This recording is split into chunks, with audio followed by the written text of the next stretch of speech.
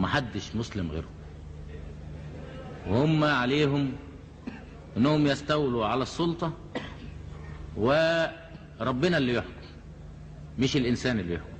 طب ازاي ربنا يحكم الا اذا كان ليه رسول؟ كلنا عارفين في اول الاسلام كان هناك رسول يقول لك ان احنا نرفض التمثيل الشعبي، نرفض البرلمان، نرفض كل هذا، ولكن حكم الله. مين حكم الله؟ المرشد اكبر واحد فيهم هو خليفة الله وهو رسول الله.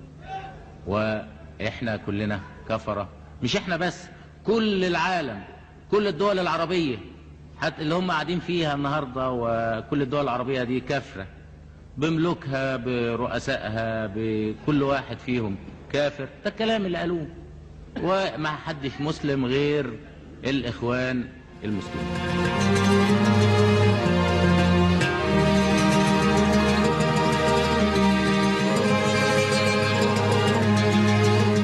Vous écoutez le tournoi islamo-gauchiste du podcast Tendez l'oreille. Le 16 janvier dernier, Karim Benzema, Kabinové pour les intimes, avait déposé plainte pour diffamation contre le ministre de l'Intérieur Gérald Darmanin. Ce dernier avait déclaré que le Ballon d'Or était en, je cite, lien notoire avec les frères musulmans.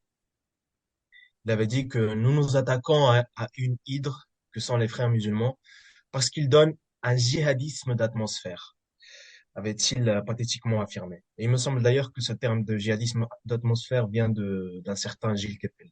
À contre-courant des polémiques ridicules diffusées par les médias dominants, loin de l'islamophobie ambiante en France, nous allons nous efforcer de comprendre qui sont vraiment les frères musulmans. Et pour cela, on va orienter les projecteurs vers le sud-est de la Méditerranée. C'est en 1928 à Ismaïlia, en Égypte, que la société des frères musulmans est fondée par Hassan al-Banna. Au cours de son histoire, ce parti s'est constitué comme un opposant menaçant au régime égyptien contemporain. Les FM clament avec ferveur que l'islam est la solution. Ils prétendent être les détenteurs d'une formule politique capable de résoudre tous les maux qui frappent la nation égyptienne et la Ummah islamique. Mobilisant habilement un répertoire discursif religieux, tout en bâtissant un réseau d'institutions sociales para-étatiques, les frères musulmans parviennent à enrôler une partie des citoyens. Les catégories populaires sont particulièrement sensibles à la probité et à la bienséance affichée par les militants fréristes. Cette stratégie culmine avec un succès électoral en 2012 qui hisse Mohamed el-Morsi à la victoire lors des élections présidentielles qui ont succédé à la révolution du 25 janvier 2011. Pour parler de tout ça, nous avons le plaisir d'inviter Mohamed, que j'ai eu le privilège de rencontrer au Caire, et qui fait maintenant un mémoire de master sur ce sujet. Bienvenue, Bacha. Est-ce que tu pourrais te présenter? Donc oui, effectivement, on s'est bien rencontrés au Caire, exactement, parce qu'on a fait un peu d'études d'arabe pendant un an. Et voilà, actuellement, je suis étudiant à Aix-en-Provence en géostratégie, où j'étudie à la fois le monde arabe et aussi toutes les questions qui touchent aux sciences politiques, un peu dans la région Méditerranée. Et là, actuellement, je traite justement de la question des frères musulmans lors de leur première période républicaine en Égypte, de 1952 jusqu'à peu près la fin du mandat de Sadat. Et puis surtout avec cette analyse, disons, un peu matérialiste, où on va convoquer des analyses un peu économiques, des analyses de classe aussi, surtout, pour voir aussi si ce mouvement a été un mouvement plutôt anticapitaliste, anti-impérialiste, ou peut-être au contraire un mouvement qui s'est bien acclimaté de l'autoritarisme, bien acclimaté de certaines pratiques de pouvoir égyptien. Très bien, je te remercie. Donc, on va directement enchaîner avec la première partie. À rebours de certaines conceptions orientalistes, ici, on affirme que l'islam politique ne forme pas un bloc monolithique. Par exemple, les FM, depuis au moins un demi-siècle, veulent se distinguer des autres mouvements politiques islamistes qui prônent la lutte armée. Ils revendiquent la voie électorale pour parvenir au pouvoir et la méthode réformiste pour appliquer la loi islamique. Dans le contexte égyptien, ils sont en concurrence avec des groupuscules comme Jama'a al-Islamiyya, qui a été notamment coupable de l'assassinat du président Sadat en 1981. Donc, première question, est-ce que tu pourrais nous parler de la spécificité des FM égyptiens et comment expliques-tu le succès de leur stratégie politique? Effectivement, les frères musulmans ont un certain succès, surtout au début de l'Égypte moderne, disons, enfin, de l'Égypte contemporaine à partir de 52 avec la révolte des officiers libres et la fin de la monarchie égyptienne, puisqu'effectivement, le courant, comme tu l'as dit, a été créé en 1928 par Hassan al-Banna, plutôt un homme de la classe moyenne égyptienne qui va étudier notamment les sciences profanes. C'est pas un théologien, ça c'est intéressant, qui va étudier les sciences profanes à Dar al-Ulum et qui va rencontrer durant tout son périple, toutes ses études, il va rencontrer des nationalistes, il va rencontrer des socialistes, il va rencontrer une partie de la jeunesse dite bourgeoise égyptienne qui a beaucoup d'espoir pour cette nation et va créer justement une association qui va avoir d'abord pour but principal en 1928 de mettre fin à la colonisation. C'est ça l'intérêt principal des frères musulmans en 1928, c'est de mettre fin à la colonisation occidentale et de mettre fin à ce qu'ils considèrent comme une sorte de modernité dont ils sont absolument critiques. Et ils sont critiques dans l'absolu de toute cette modernité. Et donc l'intérêt de leur stratégie, ce qui va les démarquer des autres, notamment par exemple le parti Wafd à l'époque, qui est leur principal concurrent, qui est disons un parti plutôt bourgeois, conservateur, avec certaines idées progressistes du point de vue sociétal, puisqu'ils souhaitent s'inspirer du modèle occidental, mais qui reste quand même un parti de grands centres urbains, plutôt bourgeois, plutôt lettrés, qui n'aura pas exactement le même succès que les frères musulmans, puisque les frères musulmans vont fonder leur stratégie sur une sorte de stratégie de masse. Ils vont tout de suite imprégner le tissu associatif égyptien, le tissu caritatif.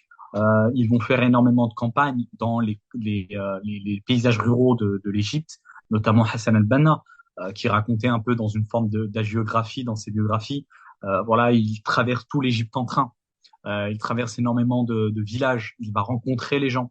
Et cette sorte de proximité avec le peuple égyptien, voilà, je le dis de manière assez large, cette proximité va faire son succès. Et ce qui fait que au début des années 40, les frères musulmans, c'est à peu près 1 million d'adhérents. Quand on sait que le parti de Nasser, dans les années 60, au sommet de sa gloire, c'est 5 millions d'habitants, avec une population égyptienne qui a quasiment doublé, en 1940, faire 1 million d'habitants, 1 million d'adhérents, c'est énorme. C'est ce qu'il disait d'ailleurs Olivier Carré à ce sujet, dans les années 40, tout ce qui est politique en Égypte passe par les frères musulmans, parce qu'ils ont justement imprégné une grande partie des couches populaires de la société. Exactement. C'est quelque chose que j'avais trouvé impressionnant chez eux lors de mes recherches. Pour ceux qui savent pas, j'ai fait mon mémoire là-dessus. Je viens de le finir aussi. Le développement lent, mais constant et persistant d'une contre-société tentaculaire par le bas, avec les associations, syndicats professionnels ou d'étudiants, orphelinats, dispensaires médicaux, mosquées, colonies de vacances, maisons d'édition. Tout cela sur les décombres d'un service public en ruine. Alors moi, la période que j'ai étudiée, ça a été plutôt les années 90. Et en fait, à ce moment-là, vraiment, autant ta période, Mohamed, elle était plutôt nassérienne, il y avait quand même un certain service public, etc., qui se développait. Autant là, l'État, il était en ruine, quoi. C'était un détritus, quoi. Et ils ont pris au sérieux aussi la question de l'hégémonie culturelle. Euh, je pense que cela explique en partie leur succès dans la diffusion dans la société égyptienne d'une certaine conscience traditionnaliste, y compris chez ceux qu'ils appellent les mazloumin, qui veut dire en arabe les opprimés. Par contre, il y a quelque chose que je me demande. Comment expliques-tu qu'un régime autoritaire qui les fout en prison depuis l'époque de Nasser jusqu'à aujourd'hui même, comment tu expliques qu'il les laisse en même temps développer ce réseau caritatif, associatif, etc. Justement, ce qui est très intéressant avec cette période, c'est que, bon, pour refaire le contexte, en 52, Nasser fait, disons, la révolution des officiers libres. C'est un coup d'État, concrètement. Et en 1952, lorsque Nasser et le groupe des officiers libres font cette action, il faut savoir qu'il y a déjà parmi les officiers libres des membres des frères musulmans, que Anwar al-Sadat, qui était plutôt proche des frères musulmans dans les années 40, fait partie de ce mouvement-là. C'est d'ailleurs lui qui a présenté Hassan al-Banna à Nasser, et que au même moment, en 52, lorsqu'il y a des manifestations pour soutenir le mouvement des officiers au Caire, la plupart de ces manifestations sont menées par les frères musulmans. C'est-à-dire que au moment où Nasser prend le pouvoir, il se rend bien compte que il est confronté face à un mouvement de masse qui est tout à fait intéressant en 52 lorsqu'il lutte contre disons, la monarchie qu'il considère et qu'on considère historiquement comme inféodée aux intérêts britanniques en 52. Il considère qu'il ne peut le faire que grâce aux frères musulmans. Et ce pouvoir des frères musulmans inquiète notamment le régime militaire nassérien qui va s'installer à partir de 54 avec la démission du président Mohamed Naguib. Et Nasser, à partir de là, va prendre le pouvoir en tant que président de la République égyptienne. Et à ce moment-là, il va décider d'enfermer les frères musulmans à la suite d'un assassinat qu'il a d'ailleurs caractérisé comme étant un assassinat des frères musulmans.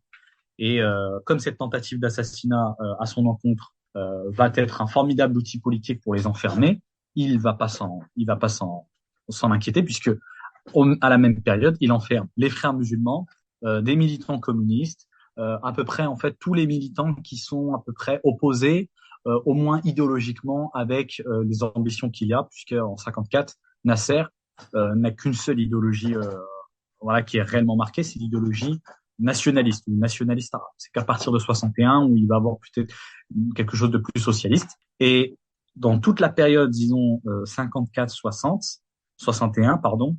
C'est une période où, justement, il y aura des frères musulmans qui vont investir le champ caritatif, notamment parce que ça permet, d'un certain point de vue pour l'État nassérien, de pallier à ces manquements, puisqu'effectivement, à ce moment-là, sans doute que l'État égyptien nassérien n'est pas assez redistributif, et il y a toute la question de la misère paysanne dans cette période-là.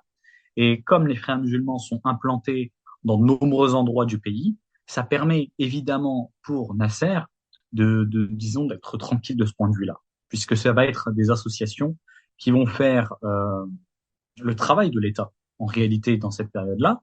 Et par contre, ça va aussi se dérouler en parallèle avec une très forte surveillance policière du mouvement, ce qui fait que n'importe quelle prétention politique portée par un membre peut le conduire en prison et pendant très longtemps, voire à la peine de mort. Donc c'est une période qui est extrêmement autoritaire, mais qui, disons, du point de vue associatif, est assez permissif. Et là, c'est le paradoxe, puisqu'en réalité, ça protège les intérêts économiques de l'État bourgeois nassérien à ce moment-là. Oui, justement, moi, la façon dont je l'avais expliqué, en tout cas une tentative d'explication, c'était par la stratégie de la carotte et du bâton, quoi. C'est-à-dire, s'ils commençaient à trop faire les malins, ils pouvaient les foutre en prison ou les réprimer, fermer leurs associations, fermer. D'ailleurs, je sais plus c'était en quelle année, mais dans les années 90, il y avait eu un séisme au Caire. Et vu que les FM disposaient d'un réseau associatif assez puissant, ils ont pu le déployer de façon assez rapide pour venir en secours aux sinistrés. Chose que l'État n'a pas du tout appréciée. Et ils ont totalement centralisé la récolte de dons, ils ont totalement centralisé l'aide aux victimes, histoire de ne pas donner plus de popularité à ce mouvement qui, de fait, avait déjà un grand nombre de militants. Absolument. Mais Euh, d'ailleurs, si je peux me permettre, de crime, c'est tout en fait.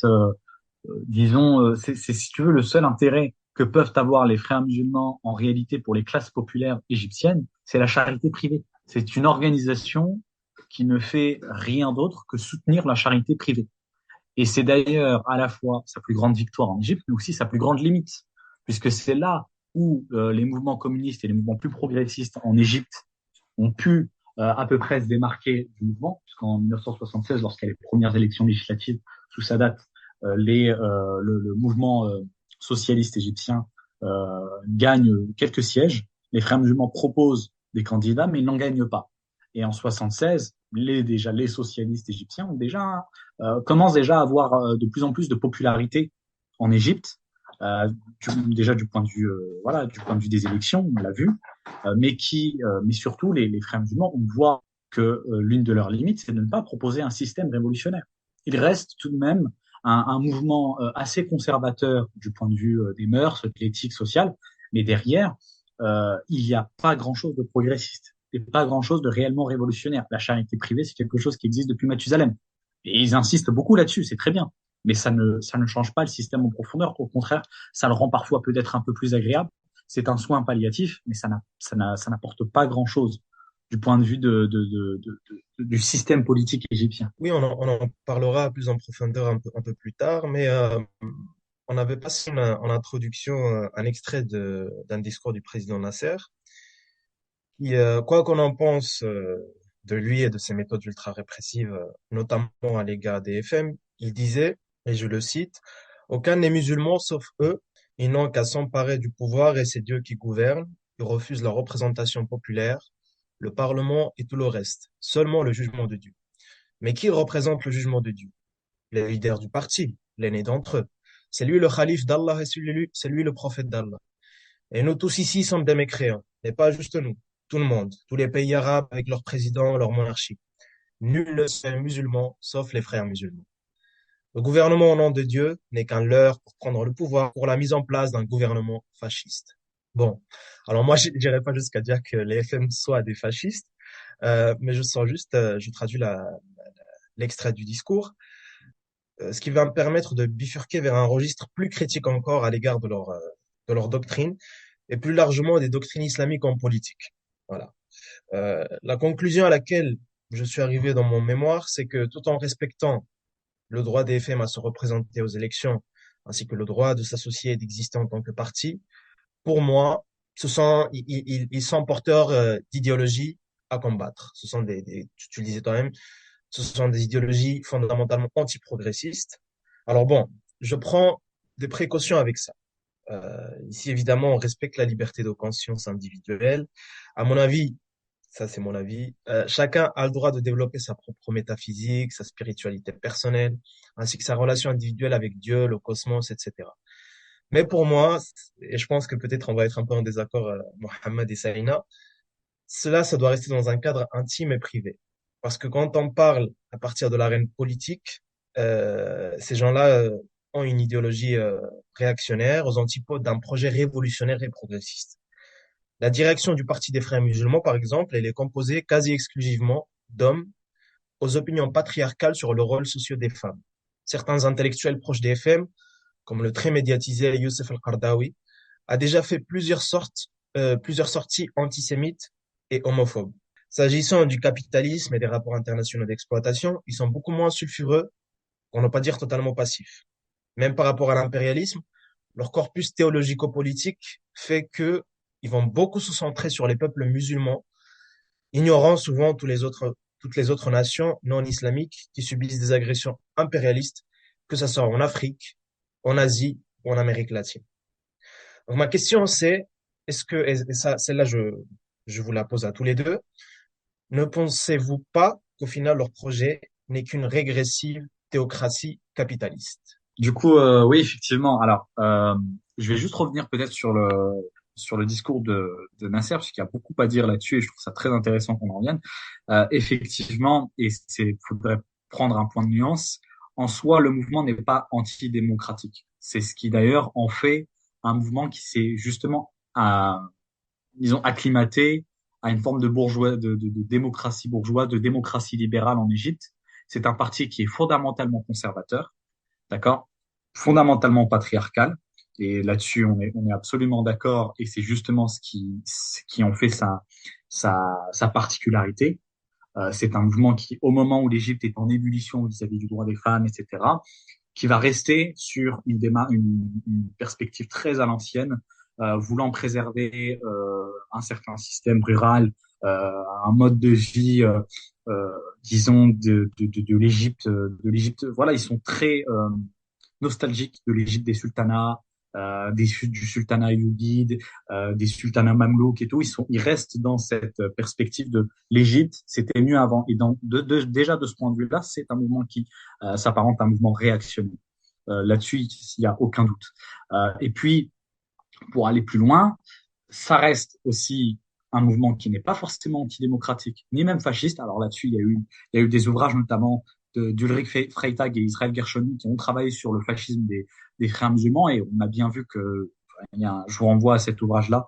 Euh, En tout cas, c'est pas le cas. C'est pas un mouvement fasciste. C'est un mouvement qui est plutôt démocrate en réalité. Hassan al-Banna en 42, 45, il essaie de se présenter aux élections parlementaires, même s'il n'a pas eu de siège, même s'il a échoué. À chaque fois qu'ils ont eu l'occasion de se présenter aux élections, ils ont ils s'y sont présentés et même d'ailleurs après la Révolution, Mohamed Morsi s'est présenté aux élections justement pour les gagner et au nom de la démocratie et de la Révolution égyptienne. Même s'il y a toute une forme de discours là-dedans qui peut être à critiquer, mais comparé à d'autres mouvements islamistes beaucoup plus durs et beaucoup plus violents tels que Al-Qaïda, le djihad islamique ou d'autres, hein, euh, on est sur un mouvement qui est déjà beaucoup plus démocrate. Mais par contre, effectivement, c'est un mouvement qui s'est très largement acclimaté du capitalisme. Ça, là-dessus, il n'y a aucun doute. Parce que notamment, ils ont repris toute cette éthique, euh, peut-être prétendument islamique, puisque c'est une analyse qui est faite historique, hein, c'est une analyse historique là-dessus. Cette idée que l'islam serait une religion de marchands. Ils reprennent la parabole de Dieu dans un verset qui dit la marchandise d'Allah est chère, et donc il faut acheter la marchandise d'Allah comme si la foi était aussi une relation commerciale. Ils ont ils ont promu les banques islamiques dans les années 70-80, qui ne sont rien d'autre que des banques qui effectivement sont sur une structure capitaliste et sur lequel ils veulent réduire un peu la part d'intérêt, mais ça reste des gens qui sont pour le commerce. Et c'est des gens qui vont dire bah, le commerce est une bonne chose, il faut augmenter le PIB, ils sont dans une démarche en réalité qui est très occidentale là-dessus, sans qu'ils s'en rendent compte. Pour eux, ils partent du principe que tout pays doit être un pays de commerce, que tout pays doit assurer l'enrichissement peut-être des classes les plus intelligentes aux gens de la masse. Ça, c'est des propos qui sont souvent dits de leur part. Hein. Youssouf al-Qaradawi le disait lui-même. Euh, il y a les gens de la masse et il y a al-ulama, il y a les savants. Et les gens de la masse, bon, bah, voilà, c'est cette idée que ils n'ont pas tout à fait compris, ils doivent être éduqués. Et cette manière, finalement, de presque sacraliser les gens de la masse, de les mettre dans un seul et même bloc, de les essentialiser de cette façon, c'est du mépris de classe. Là-dessus, soyons en sûrs et soyons en clair. Le mépris de classe se manifeste là-dedans. Dans le genre de la masse qui est dit et répété très souvent, notamment même par d'autres mouvements salafistes, c'est une forme de mépris de classe assumée. Et d'ailleurs, on l'a vu très bien dans la parenthèse révolutionnaire lorsque Mohamed Morsi est arrivé au pouvoir, même si on pourrait parler d'énormément d'éléments contingents, la situation internationale, etc. On peut parler de tout un tas de choses. Néanmoins, les gens dans la rue qui ont manifesté contre Mohamed Morsi ont manifesté aussi parce que leurs conditions de vie n'avaient pas changé. Parce que les frères musulmans ne proposent rien de radical. Il n'y a rien de radical dans leur proposition. Ça, c'est leur plus grande limite. Merci pour ta réponse. Moi, j'ai rien d'autre à ajouter. À vrai dire, je connais bien moins le sujet que vous deux. En fait, j'avais surtout deux questions.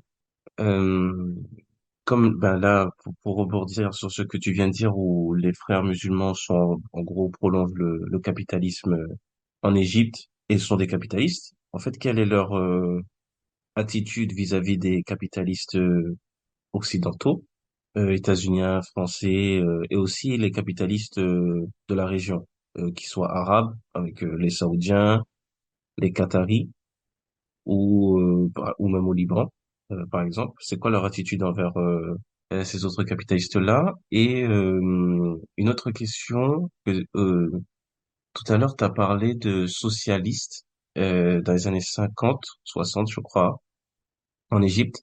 En fait, juste par curiosité, quelle est la place en fait des socialistes? Quel a été leur poids là-bas en Égypte? Socialistes, communistes ou même peut-être anarchistes? Est-ce qu'ils étaient présents en Égypte dans les années 40, 50, 60? Est-ce qu'ils le sont encore aujourd'hui? Mohamed, si tu veux, je m'occupe des Khaliji et tu t'occupes des Ishtiraki, c'est bon? Vas-y, je t'en prie. Ça a craché du feu là. Alors, je dirais pas capitaliste pour les rapports. Je vais me focaliser uniquement sur un cas assez parlant, qui est celui des rapports entre les FM, les frères musulmans, et les Saoudiens. Bon, il y a notamment Stéphane Lacroix qui a fait des études assez poussées là-dedans. Je me suis penché sur ce cas-là. En fait, il faut savoir que dans les années 50, 60, 70, disons jusqu'aux années 80 à peu près, les frères musulmans, vu qu'ils étaient formés intellectuellement, vu que pour beaucoup d'entre eux, ils avaient non seulement une formation théologique, ou disons du moins religieuse, ils avaient une certaine formation aussi scientifique et technique. D'ailleurs, pour beaucoup d'entre eux, ils sont issus, ou du moins ils deviennent l'Efendiya, c'est-à-dire en égyptien, une sorte de petite bourgeoisie intellectuelle, quoi. L'artisanat, des médecins, des avocats, tout ça, tout ça. Disons que durant ces années-là, parallèlement, l'Arabie Saoudite manque cruellement de cette main-d'œuvre intellectuelle, entre guillemets, de ces cadres de la nation saoudienne. Et en même temps, notamment à partir de ces années-là aussi, il y a un décollage économique, c'est-à-dire que il y a les premières, enfin pas les premières, mais disons une croissance exponentielle dans l'exploitation du pétrole saoudien, qui fait que bah, il faut former la jeunesse saoudienne, il faut euh, il faut remplir les universités d'enseignants, etc. Donc le régime saoudien à ce moment-là, il fait appel aux frères musulmans. Puisque de leur point de vue, du moins à ce moment-là, ce sont des conservateurs qui ne vont pas non plus basculer les mœurs, les pensées de la jeunesse saoudienne. Toutefois, bon, pendant ces moments-là, il y a une certaine compatibilité entre le wahhabisme et le frérisme. Le wahhabisme est une idéologie religieuse qu'on peut remonter, disons, au XVIe siècle, XVe siècle, qui porte le nom de Wahhab, quoi, Ibn al-Wahhab, Abdul Wahhab. Et c'est une idéologie, de mon point de vue, qui est encore pire, beaucoup plus réactionnaire que celle des fréristes, puisque elle rejette même la représentativité démocratique, elle rejette notamment la critique des, euh, euh, disons, des dirigeants. À partir du moment où le dirigeant est musulman, il ne faut pas toucher, puisqu'il prie, puisque voilà, on n'a pas le droit de critiquer le khalif. Bon, mais ils arrivent tout de même à dépasser leurs petites contradictions entre eux, et il y a une sorte de pacte qui est scellé à ce moment-là. L'Égypte exporte ces cadres-là fréristes. D'ailleurs, ça arrange Nasser, puisqu'il entretient des relations à ce moment-là, du moins jusqu'à sa mort, avec les Saoudiens. Pareil pour Sadat au nom du nationalisme arabe, encore une fois. Le souci, c'est que, notamment dans les années 90, il y a notamment des branches politiques, des mouvements politiques qui s'organisent, qui s'inspirent de la doctrine des frères musulmans pour critiquer le tournant néolibéral ou du moins ce que l'Arabie saoudite est en train de devenir. Donc, à ce moment-là, ils se font expulser en masse, quoi. Au même moment, il y a aussi la guerre au Koweït, etc., etc. Donc, il y a énormément de frères musulmans qui reviennent en Égypte. Les relations sont rompues et comment dire cette tension entre ces deux mouvements politiques, ces deux courants, est encore tendue jusqu'à aujourd'hui. D'ailleurs, même d'un point de vue purement géopolitique, il y a même des clivages qui des fois se dessinent entre d'un côté ce qu'on peut désigner comme la team plutôt frériste, c'est-à-dire la Turquie, le Qatar et l'Égypte, et la team plutôt wahhabite, c'est-à-dire l'Arabie Saoudite, les Émirats et j'ai oublié quelqu'un. Mais bref, vous avez capté. C'est un peu complexe en fait. Il faut pas juste se dire que c'est une question de bourgeoisie, de rapport intra-bourgeois, interbourgeois. Il y a aussi des questions de confrontation idéologique entre des bourgeoisies nationales ou des petites bourgeoisies nationales, quoi. Voilà, je me suis arrêté à ce cas-là, cet exemple-là, parce que si on commence à parler du Liban, si on commence à parler d'autres cas, d'autres contextes nationaux, ça va être un petit peu long. Mais voilà, j'espère que j'ai répondu à la première question. Ouais. Et d'ailleurs là-dessus, effectivement, faut se rendre compte, c'est que le mouvement des fréristes, enfin des frères musulmans, à partir des années 80, 70, en fait, à partir du moment où il y a l'infitah en Égypte, donc au moment où Sadat, l'infitah, ça veut dire l'ouverture, et Sadat va libéraliser l'Égypte, beaucoup de frères musulmans vont sortir des prisons, et dans les années 70, même 80, on a une période où effectivement, enfin surtout 70-90, pardon, on a une période où effectivement les frères musulmans vont s'incarner dans une classe d'ingénieurs, de médecins, de personnes qui appartiennent en fait à la petite bourgeoisie. Et donc c'est pour cela que dans leur idéologie, dans ce qu'ils soutiennent, dans leur manière de voir le commerce, dans leur manière de voir la gestion de la société, et même dans la manière de gérer la structure en elle-même. C'est-à-dire que les frères musulmans, c'est une structure où on a un guide suprême, on a des commandants rattachés à ces guides, enfin des dirigeants qui sont rattachés à ces guides, et effectivement, c'est une structure qui est extrêmement, extrêmement pyramidale et qui n'admet pas tellement un contre-discours. Et donc, dans sa structure en tant que telle, on a une structure qui est assez autoritaire et qui est en réalité très peu démocratique. Enfin, qui va pas responsabiliser les masses militantes. Et puis, pour répondre à ta question, Selena, dans les années 50, euh, même 50-60, hein, pour les marxistes en général en Égypte, c'est très très dur. Les marxistes, en fait, tous les partis politiques sont interdits en Égypte à partir de 54. Quand Nasser arrive au pouvoir, il interdit tous les partis politiques. Et les marxistes en Égypte, dans les années 50, ont été très largement critiqués, voire ont été emprisonnés, notamment parce que il y avait cette idée que les marxistes étaient plutôt sionistes. Parce que il y a cette idée que comme l'Union soviétique a voté au Conseil de sécurité de l'ONU en faveur de l'État d'Israël, alors dans ce cas-là, ça voudrait dire que les bolchevistes, enfin pour moi, c'était le terme qu'on employait, on appelait les marxistes égyptiens des bolchevistes, comme si ils étaient directement liés euh, au, euh, à l'URSS. Vous voyez. Et donc, parce que aussi, juste pour, comme tu le dis aussi, Abdelkrim, parce que juif, parce qu'il y a effectivement des marxistes qui sont des juifs arabisés à cette époque dans les années 50, et donc il y a de l'antisémitisme qui va s'appliquer sur ces mouvements-là, et donc on va les interdire beaucoup plus facilement. Ce qui fait qu'effectivement, énormément de militants marxistes, énormément de militants anarchistes des années 50-60 sont en prison. Ils sont en prison, ils subissent des tortures, ils se font massacrer par le régime nassérien. Et ça, c'est la réalité aussi du grand mythe nassérien que parfois on nous montre à la télé ou parfois au lycée ou ce genre de choses.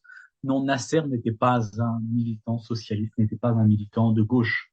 Nasser était un nationaliste arabe avec un petit côté, disons, j'ai du mal à dire égalitariste en réalité. Bon, il a fait une réforme agraire. Il a fait une réforme agraire, il a mis les bases de la sécurité sociale à partir de 61, mais ça reste quelqu'un de farouchement opposé à tous les mouvements, en fait à tous les mouvements qui iraient à l'encontre de son autorité. C'est un régime militaire, un régime policier qui surveille et qui emprisonne tous ceux qui sont contre sa position.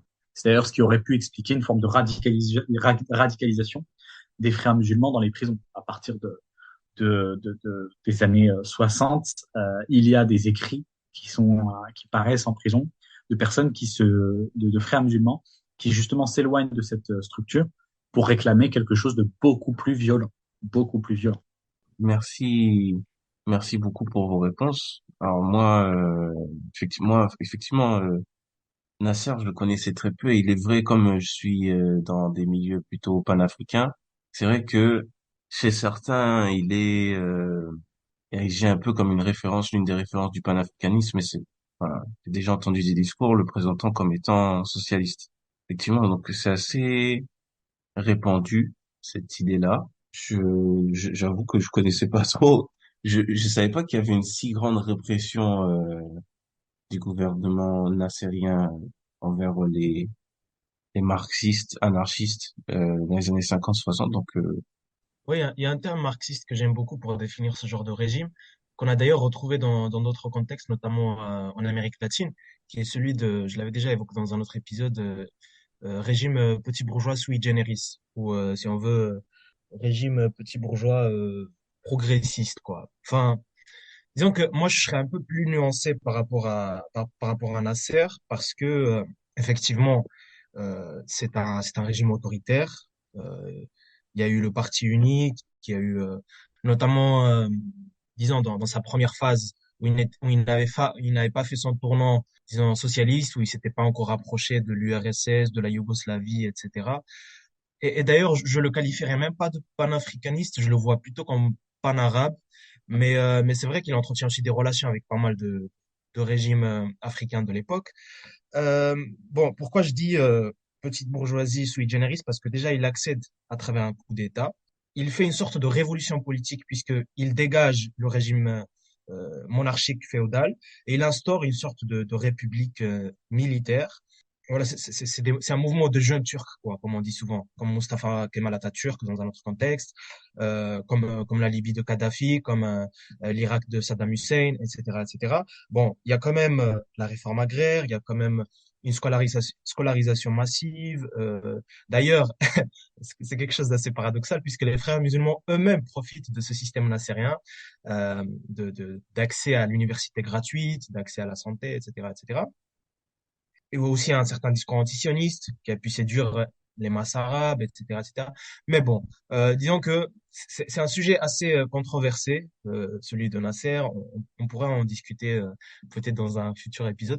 Mais tu voulais dire quelque chose? Ouais, merci. Juste, en fait, une question un peu par curiosité. Comme le frère Mohamed disait tout à l'heure, en fait, dès les années 50, des années 40-50, il y avait déjà 1 million d'adhérents des frères musulmans. En fait, j'aimerais juste savoir la sphère d'influence, en fait, des frères musulmans au-delà de l'Égypte. Est-ce qu'il y a eu une influence au Maghreb, au Moyen-Orient ou dans les pays africains de confession musulmane? Je sais pas, jusqu'au Sénégal, Mali, Éthiopie, les Comores et tout. C'était juste une question comme ça par curiosité. Alors oui, justement. D'ailleurs, ça, c'est un élément qui est très, très, très intéressant.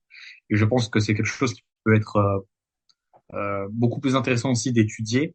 C'est l'aspect extérieur du mouvement, puisqu'effectivement, comme le mouvement est interdit à partir de 54 en Égypte, et qu'ils se retrouvent tous en prison, et que tous ceux qui veulent faire de la politique en Égypte dans les années 50-60 se retrouvent en prison, eh bien, les frères musulmans disposent de beaucoup plus de liberté dans les autres pays, notamment en Syrie, notamment en Arabie Saoudite, notamment au Soudan, puisque ils vont arriver au pouvoir. La première fois qu'ils arrivent au pouvoir, c'est au Soudan, hein, avec un président frériste.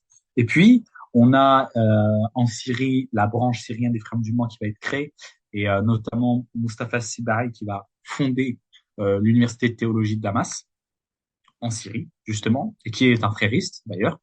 En Arabie Saoudite, ils ont une influence très grande, puisque à l'époque de Nasser, on a en Arabie Saoudite le roi Faisal, et ça c'est, disons, un peu l'alter ego de Nasser dans le monde arabe, puisque c'est un homme qui commence à avoir beaucoup d'influence, le roi Faisal.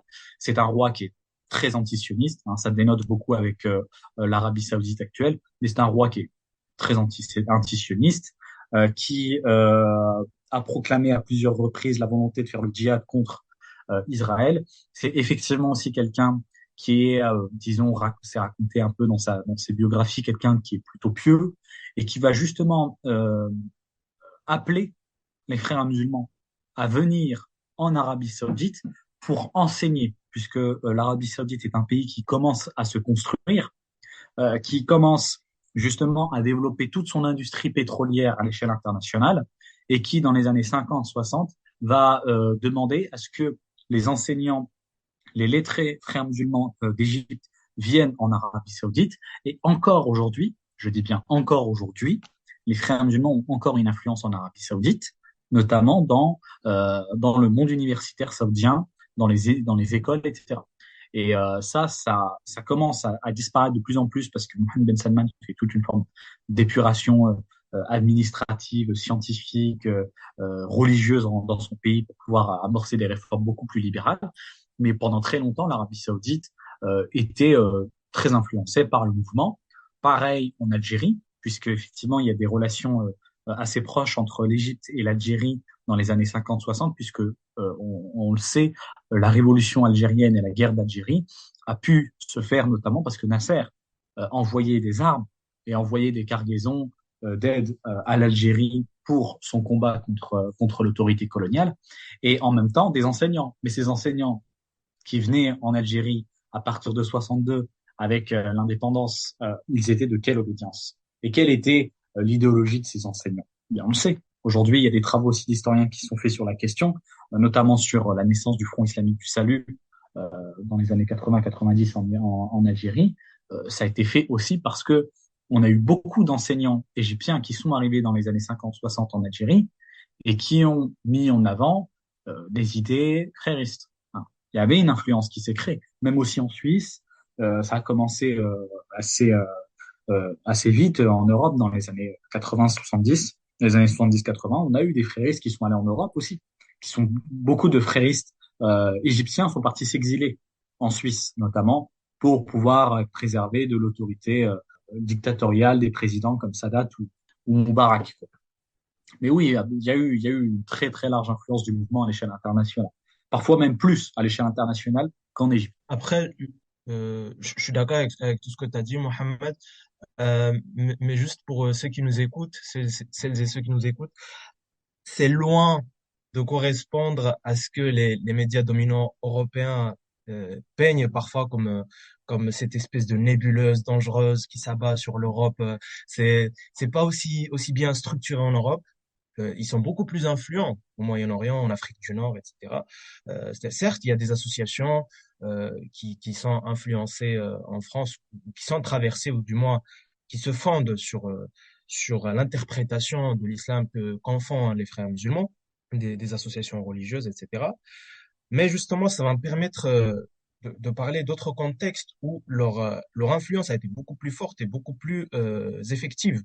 Notamment, bon, là pour l'instant, on a beaucoup parlé de l'Égypte, mais il faut savoir que au lendemain de la révolution des révolutions nord-africaines de 2011, au Maroc, lors des premières élections pseudo-démocratiques, je dis bien pseudo-démocratiques, c'est pas, bah, il y a eu le Parti Justice et Développement qui a dirigé le gouvernement, quoi. Et c'est un mouvement qui, pareil, il est né dans les années 80-90 au Maroc. C'est un mouvement d'inspiration frériste aussi, mouvement frères musulmans. En Tunisie, pareil. Donc voilà. En fait, moi, si je m'étais lancé dans ces recherches-là, par rapport aux frères musulmans, c'est que je n'arrivais pas à comprendre ces lendemains révolutionnaires nord-africains de 2011. Énormément de classes subalternes auraient pu adhérer à des récits révolutionnaires progressistes. Il y avait une opportunité historique majeure que dont les gauches nord-africaines n'ont pas saisi la portée. Au lieu de cela, on a eu en Égypte, mais aussi en Tunisie, au Maroc, les FM au pouvoir. Je croyais déceler quelque chose de contre-hégémonique chez cette volonté populaire de changement par une sorte de théologie de la libération islamique. Donc voilà, quand je me suis penché sur les FM en Égypte, je m'attendais pas non plus à grand-chose, mais j'ai quand même été déçu.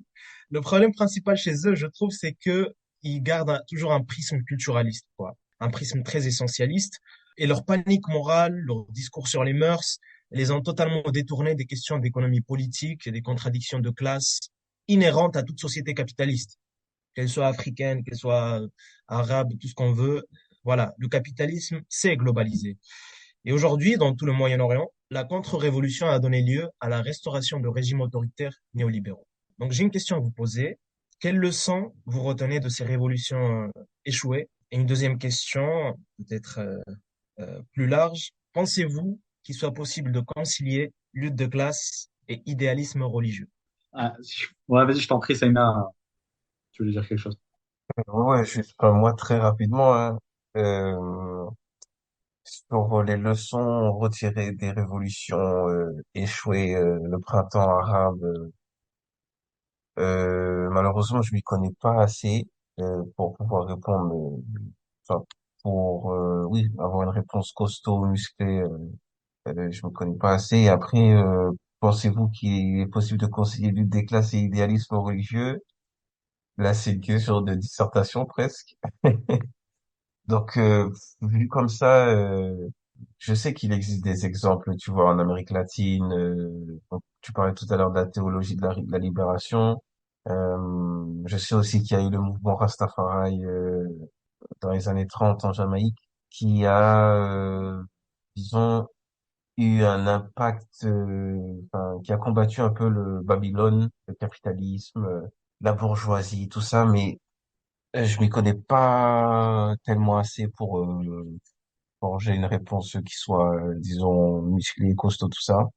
Bah, peut-être plus du point de vue personnel. Est-ce que toi, tu arrives à concilier, disons, ta croyance catholique et ton matérialisme dialectique, ton matérialisme historique? Ah, ok, ok, ok, ok.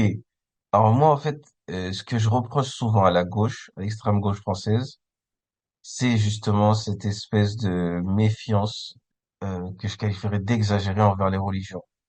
Tout de suite, enfin, quand t'es bon, enfin, un peu comme ça, peu personnel, quoi. Je crois avoir déjà parlé avec toi Abdelkrim, c'est quand tu parles d'identité avec un gaucho classique, il fronce les sourcils, et quand tu parles de religion, idem, tu vois. C'est un peu les deux angles, les deux pas points aveugles, parce qu'il y a il y a des théories, mais enfin, il y a cette méfiance que je trouve dommage de pas s'accaparer ces questions-là, surtout les questions d'identité, quoi, qui sont pour moi importantes, de ne pas laisser l'extrême droite investir le champ, quoi. Idem pour la religion. Donc, enfin, ça c'est une petite parenthèse. Ensuite, moi-même personnellement, oui, étant chrétien pratiquant, comment dire, je vois dans bon, enfin là c'est très personnel, mais je vois dans plusieurs textes du Nouveau Testament, de l'Évangile, et même prôné par certains prêtres et tout, par certains pasteurs, il y a cette attention aux pauvres, à la condition du pauvre. Enfin, c'est par la pauvreté qu'on atteint le salut, etc. Je crois que en Amérique latine, il y a eu toute une bon là c'est personnel quand tu lis des textes religieux et tout. Mais justement, ce qui me paraissait être la force de la théologie de la libération d'Amérique latine, c'était de faire de cette lecture biblique une action politique, de pas rester simplement dans l'individuel, euh, dans cette espèce d'ascétisme, dans cette espèce de sobriété de la condition de vie, etc., mais de combattre en fait la richesse et la domination. Donc là, c'est quelque chose qu'il faut que je m'y intéresse. Mais ouais, personnellement, moi, je vois pas de contradiction en vrai entre la pratique religieuse et la lutte des classes. Et d'ailleurs, ça a existé déjà dans l'histoire. Il y en a beaucoup. Je sais que par exemple, il y avait Godot qui disait que un entretien, donc François Bégodeau, un intellectuel français d'extrême gauche, un marxiste pur et dur, qui disait qu'il voyait en la figure du Christ un communiste. Donc, d'ailleurs, c'est une lecture que enfin beaucoup, je sais pas s'ils sont nombreux ou pas, mais c'est pas la première fois que j'entends ça. Donc, pourquoi pas? Après, évidemment, le Christ est aussi récupéré par des figures de droite, voire d'extrême droite aussi. Donc, c'est un peu, euh, c'est un peu compliqué, mais enfin, pour faire simple, court, je dirais oui, tu vois. Évidemment que ça demande beaucoup plus de développement, et là, c'est limite ouais, c'est un sujet de dissertation, en vrai, la question. Donc, enfin, je laisse la parole à moi-même. Bah ouais, c'est un sujet qui est super intéressant et c'est un sujet sans doute qui est assez compliqué à traiter puisqu'effectivement ça renvoie à nos affects, à des personnes qui d'ailleurs ont peut-être une interprétation ou une expérience de la religion très difficile et d'autres justement qui ont une approche absolument inverse, qui considèrent la religion comme étant le salut de leur âme, la possibilité pour eux de aussi de transcender disons la superficialité, le monde matériel, la consommation. Et donc il y a plusieurs approches de cela.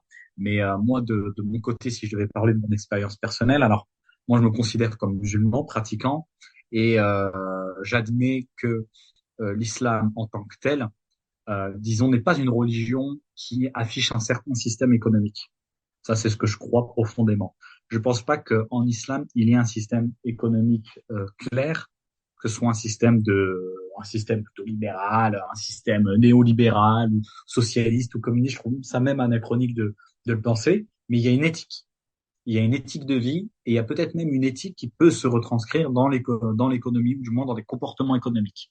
Puisqu'effectivement, et je pense que c'est aussi le cas du christianisme, il y a tous ces principes de partage, tous ces principes de considérer l'autre comme une, à la fois comme une création de Dieu, mais aussi comme quelqu'un qui nous renvoie notre propre image, quoi, comme un frère en communauté, comme un frère en humanité.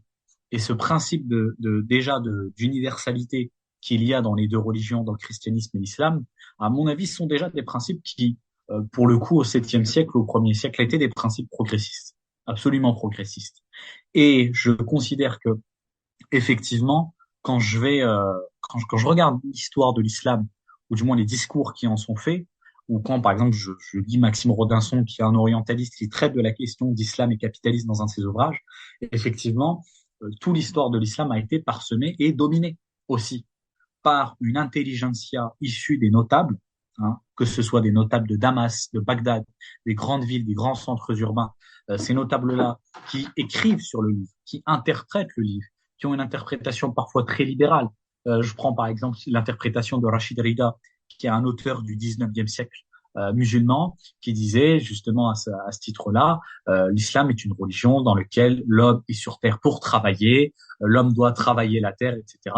Et il faisait toute cette interprétation qui rapprocherait presque de l'éthique protestante du capitalisme, qui prend toute une sorte d'analyse de l'islam est une religion dans laquelle il faut travailler et pour lequel, par exemple, il y a d'autres auteurs, je vais prendre le cas de cet autre, qui est absolument contre. Il dit non, mais l'islam, c'est en fait la religion zakatique. Parce qu'en islam, la zakat, c'est un impôt que tous les musulmans doivent donner aux plus pauvres sur le capital. Et ça, c'est une manière de petite répartition, mais cette cote en fait un système. L'islam, c'est la religion de zakat face à la religion de riba. La riba, c'est l'usure, le crédit, qui rapproche au capitalisme. C'est une interprétation qui est assez limitée, qui va pas changer le monde, mais sur lequel il y a des potentialités. Et comme je considère que l'islam, ou pas que l'islam, mais que les religions en tant que telles sont, disons, des outils de mobilisation massifs, massifs.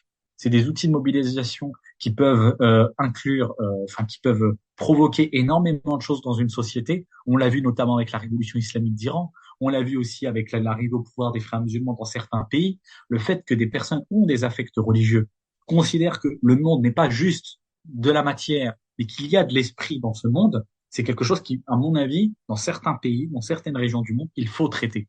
Et qu'on ne doit pas regarder avec un regard, disons, occidentaliste de ces religions, de ces affects spirituels, et de les regarder avec mépris et de dire, bon, vous savez, la religion, c'est réactionnaire, point.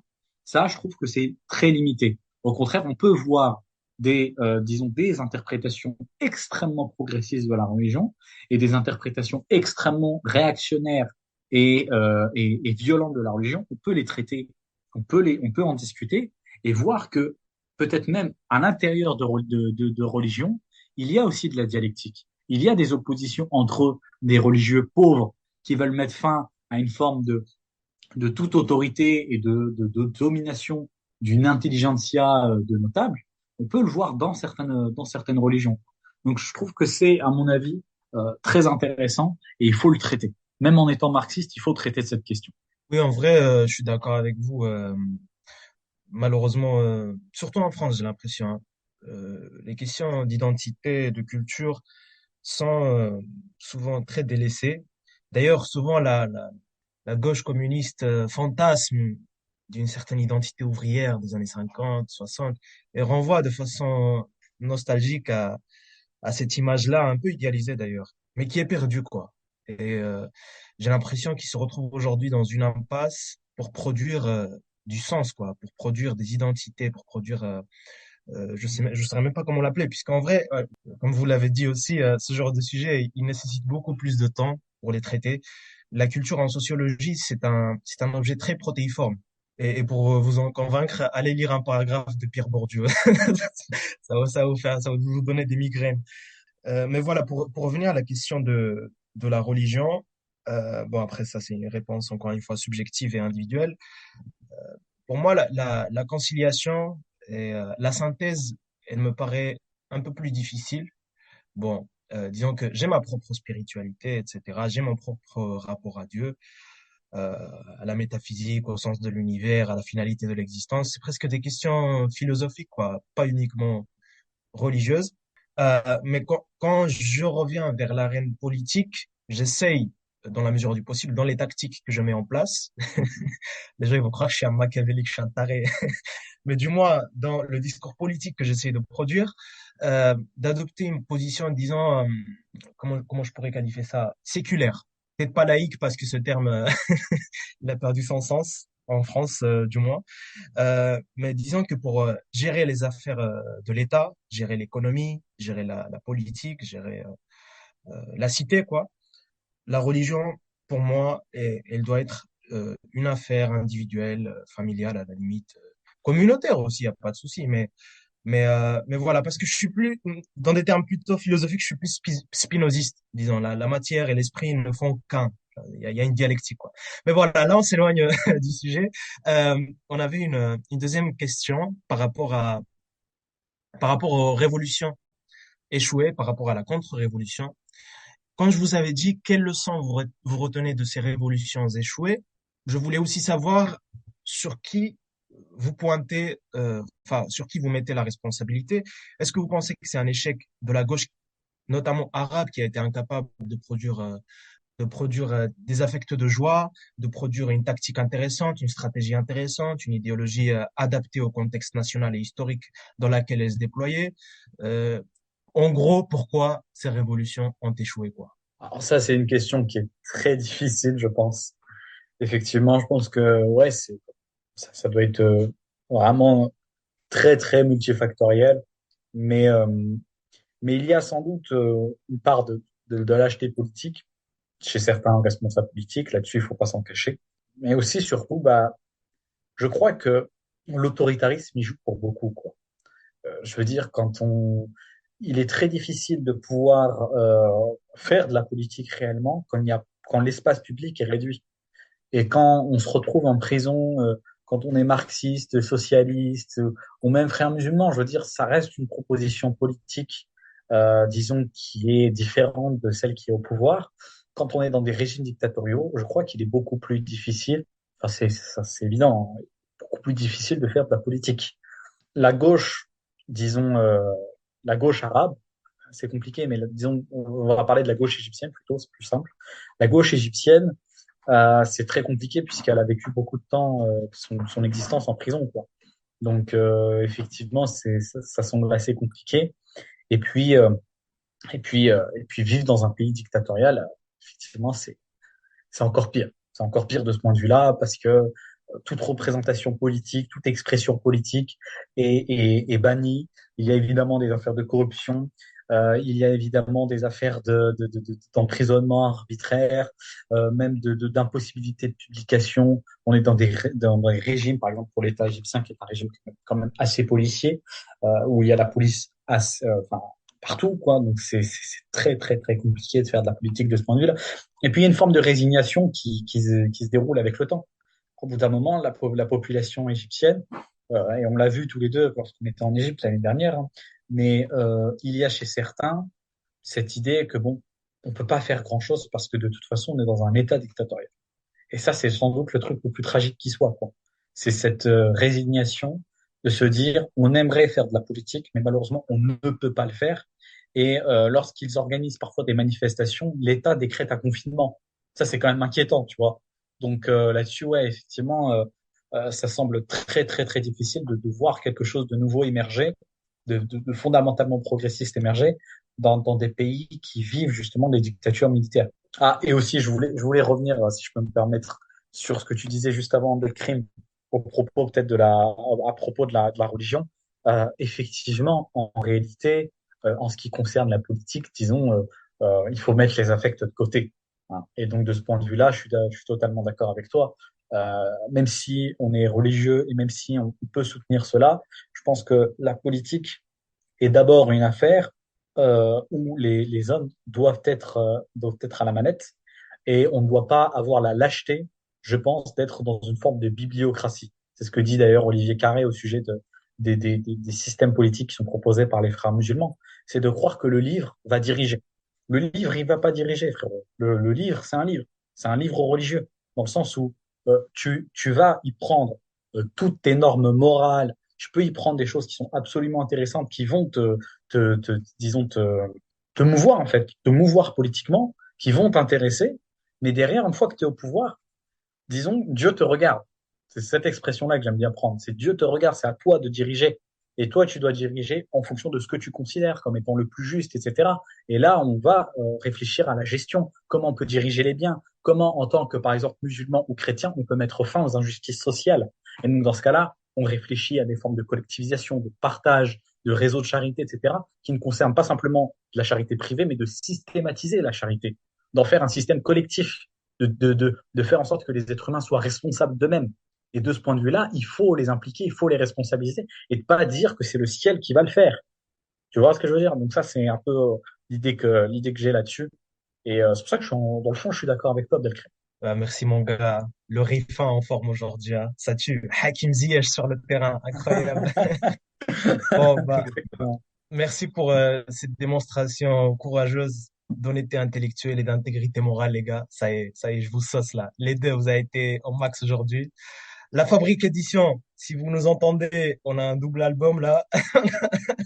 On a, si jamais vous voulez éditer notre putain de banger, le mémoire qu'on a fait, on va révolutionner la France, vous inquiétez pas. Faut que les fachos, faut que les islamophobes, et vive l'internationalisme communiste, mes gars. Je sais pas si t'as un dernier mot, Saina, comme d'hab. Non, non, pareil, toi, tes conclusions sont toujours légendaires, hein. Rien à ajouter. Ouais, c'est carré dans l'axe, les gars. Ça tue, les gars. Merci beaucoup.